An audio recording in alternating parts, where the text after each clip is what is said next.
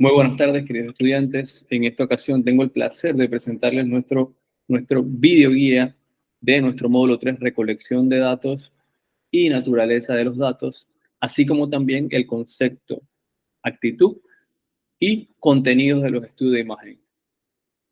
Entonces, si empezamos con nuestra presentación, vamos a ver todo lo relacionado a la recolección de datos. ¿Qué es la recolección de datos? Es el proceso mediante el cual las empresas recopilan y miden información de diversas fuentes. Esta es una parte fundamental de la investigación de mercado porque es clave la recolección de datos para darnos una visión certera de la investigación que estamos por iniciar. Entonces, tenemos diferentes técnicas para la recolección de datos. Uno, como ya lo hemos revisado anteriormente, está la observación. Esta observación cabe desde la premisa donde nuestros investigadores analizan en campo algún comportamiento de un consumidor o esa interacción con un producto determinado. Después tenemos las entrevistas y focus group. Las entrevistas personales con futuros clientes nos permiten tampoco conocer cuál es el pensamiento, cuál es la recepción que tiene esta persona acerca de nuestro producto o servicio. También tenemos el monitoreo de redes sociales, cuál es el comportamiento de nuestros consumidores acerca de un producto determinado, cómo, cómo interactúan y qué intereses presentan y qué tasas de rechazo también tienen acerca de un producto determinado.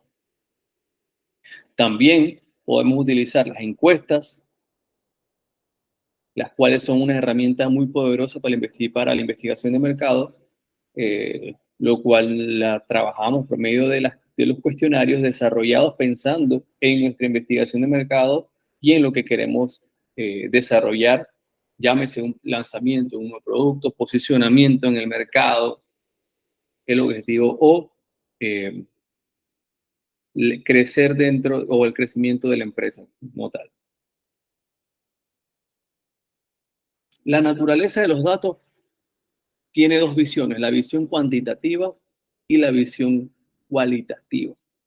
Como bien lo dice eh, la palabra, cuando hablamos de cuantitativo, hablamos de datos exactos que podemos medir, números.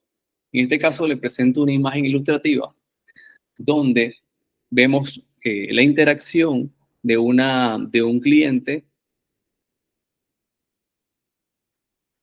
al momento de realizar la compra de un producto comestible en este caso. Y mediante el método cualitativo, lo que buscamos es saber las emociones, las cosas que no podemos medir por número. ¿Qué es lo que motiva? Y esta parte cualitativa es interesante porque podemos determinar algunos comportamientos de compra que se miden por los sentimientos de las personas y los cuales no podemos medir por medio cuantitativo y por datos numéricos. Entonces, tenemos que determinar nosotros cuál de estos métodos se aplica mejor para la investigación de mercado que queremos hacer o la conjunción de ambos. Cuando vamos a los tipos de medida, existen 4 tipos de medida y uno es la escala nominal, que comprende los datos nominales que no tienen un orden. Los datos dicotómicos solo pueden tomar 2 valores posibles como vivo o muerto. Es el nivel de medición más débil. Después tenemos la escala ordinal o de rangos. Comprende los datos ordinales con un mínimo de 3 valores posibles y un número total limitado. El otro tipo de medida es la escala de intervalos. Comprende los datos continuos o datos discretos que contienen un elevado número de posibles valores. Y la escala de razón, que no es más que todos los atributos de una escala de intervalos. Esta tiene su origen en un cero verdadero y en ella la razón entre 2 puntos de la escala es independiente de la unidad. Es importante algunos términos que ustedes puedan conocer dentro de la investigación de mercado. Y uno de ellos es el concepto de la actitud. ¿Y qué es la actitud en las escalas? una escala de actitud que es un instrumento que nos ayudará a medir qué tanta inclinación o atracción tenemos hacia algo. Esa inclinación que anteriormente solo podía ser medida cualitativamente, ahora podemos otorgarle un valor cuantificable. Según Cherif, que es uno de los creadores de esta teoría, son las posiciones que la persona adopta y acepta en cuanto a objetos, asuntos controvertidos, personas, grupos o instituciones. Entonces, dentro de las escalas de actitud, nosotros podemos hablar de las 4 tipos de escalas principales. Y uno de ellos es la escala diferenciales de Thurston, que utiliza diversos enunciados que están clasificados en distintos niveles de intensidad frente a las actitudes que desea medir, de forma que las respuestas obtenidas de los encuestados nos dan una idea de la intensidad o posición frente a la actitud que se va a medir. La otra escala de medición es la Likert, que es un conjunto de ítems que se presentan de forma de afirmaciones para medir la reacción del sujeto en 3, 5 y 7 categorías. Por otro lado, la escala Goodman, que es una técnica para medir actitudes basada en el hecho de que algunos ítems indican en mayor medida la intensidad de la actitud.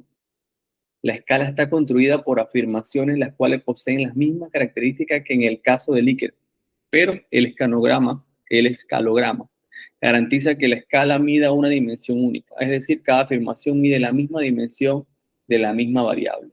Y por último, la diferencial semántico consiste en una serie de adjetivos extremos que califican al objetivo de la actitud, ante los cuales se solicita la reacción del sujeto. Es decir, entre cada par de adjetivos se presentan varias opciones y el sujeto selecciona aquella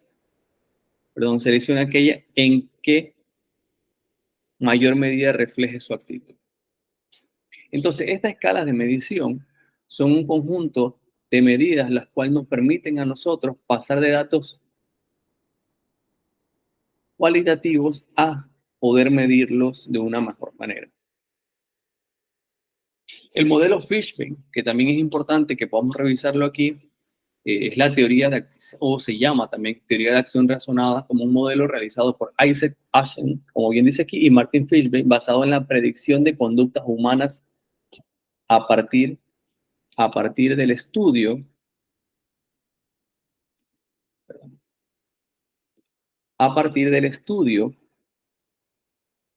de las actitudes y creencias e intenciones. Entonces, ¿qué es lo que nos indica esto? Que existen estos valores ponderables que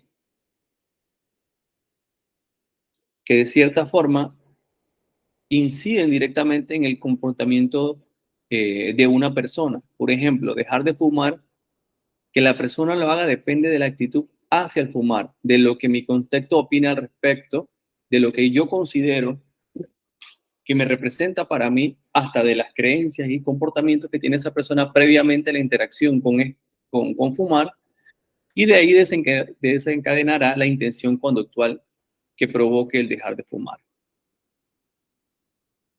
Entonces, pasamos a otra parte que es importante y donde vamos a conocer o a ver el comportamiento de compra. ¿Cómo está compuesto el comportamiento de compra de los consumidores? Lo primero se basa en la necesidad.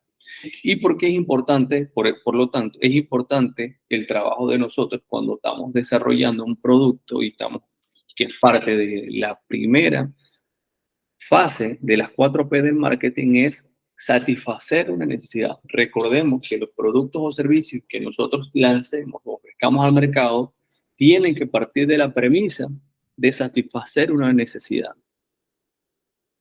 Y por supuesto con un factor diferenciado de lo que hay en el mercado, y por eso es importante los estudios de mercado, porque nos permiten conocer las fortalezas de nuestros productos, las debilidades, amenazas, o sea, el FODA, y nos permiten también diferenciarnos versus lo que hay en el mercado. Después está la parte de información, que es la parte donde el comprador investiga y analiza las ofertas que hay en el mercado. Y ahora, en la actualidad, hay un fenómeno muy importante que es la interacción con los medios digitales. Por lo tanto, por lo tanto eh, se integra a esta fase de buscar información el momento cero de la verdad. ¿Qué es el momento cero de la verdad? El momento previo a tomar la decisión de compra. Y ese proceso, el momento cero de la verdad, influye mucho en nuestro posicionamiento digital de nuestra marca. ¿Qué quiere decir esto? Que nosotros como marca, como producto o servicio, tenemos que tener la mayor presencia en los diferentes medios digitales que hay. Porque las nuevas generaciones toman en gran medida su decisión basada en nuestra aparición en los medios digitales, llámese redes sociales, páginas web, Google, y son importantes aquí las campañas de posicionamiento de SEM y de SEO, que lo que es posicionar nuestro sitio web en los primeros lugares. Luego está el proceso de evaluación, donde comparamos los productos que investigamos. Si somos un comprador que se está evaluando precio, estamos evaluando calidad. Y después está el momento de la compra, que es donde ya he decidido lo que voy a comprar. Y parte fundamental como último, que es el proceso por compra. Ese seguimiento que se le da al final de la compra es fundamental para la recompra y la fidelización de los clientes. Tenemos nosotros que trabajar y enfocarnos siempre en ofrecer un buen servicio post compra y sobre todo un producto de calidad. Notoriedad de la marca. Entonces, vamos a hablar de los diferentes niveles de notoriedad de la marca. Por una parte, en la escala o en la punta de esta pirámide se encuentra una marca dominante. ¿Qué quiere decir esto? Es una marca predominante en el mercado, que está posicionada, que la gente sabe que es, que ha sido trabajada, que se ha manejado con campañas estratégicas. Tiene, no solamente vamos a hablar de cantidad de años, sino tiene un diseño, un trabajo de marca estructurado hace mucho tiempo y tiene un posicionamiento positivo en el mercado. Después está el top of mind, que quiere decir que está en la mente del consumidor. Y eso es sumamente importante.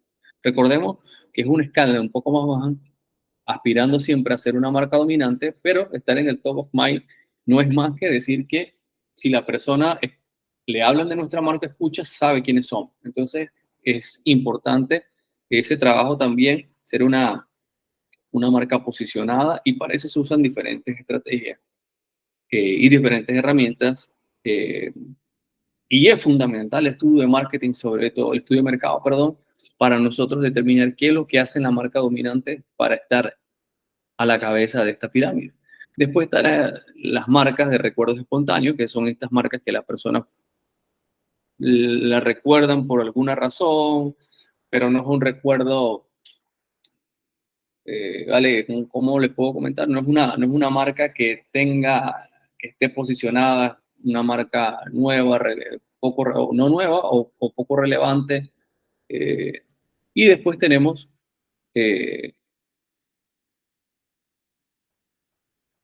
el recuerdo inducido, que son algunas marcas que no tienen tanta notoriedad en el mercado. ¿Qué es la percepción de marca? La percepción de marca es principalmente lo que los consumidores, clientes o futuros clientes piensan acerca de nuestro producto, marca o servicio. Entonces es importante que nosotros nos posicionemos en el pensamiento o en el top of mind de las personas de manera positiva. Pasos para comprobar la precisión de marca. Uno, analizar la realidad. Después, comprender al cliente. Identificar los puntos de contacto con los clientes. Cómo nosotros interactuamos y cuál es la mejor manera para interactuar. Y eso también nos lo arroja la investigación de mercado. Y minimizar el gap de realidad. Recordemos que las personas tienen una expectativa al utilizar nuestro producto y servicio. Y nosotros tenemos que minimizar eh, que esa expectativa esté cerca de la realidad y que no haya un gap, un espacio tan grande entre eso para que la persona no se decepcione de nuestra marca. Después tenemos la intención de compra. La intención de compra es una medida de la intención de un consumidor de llevar a cabo un comportamiento específico o tomar la decisión de compra de un producto o servicio. Y si hablamos, esta intención de compra está basada en cuatro puntos principales, que uno es la intención de información, la intención de investigación, la intención de navegación y la intención transaccional.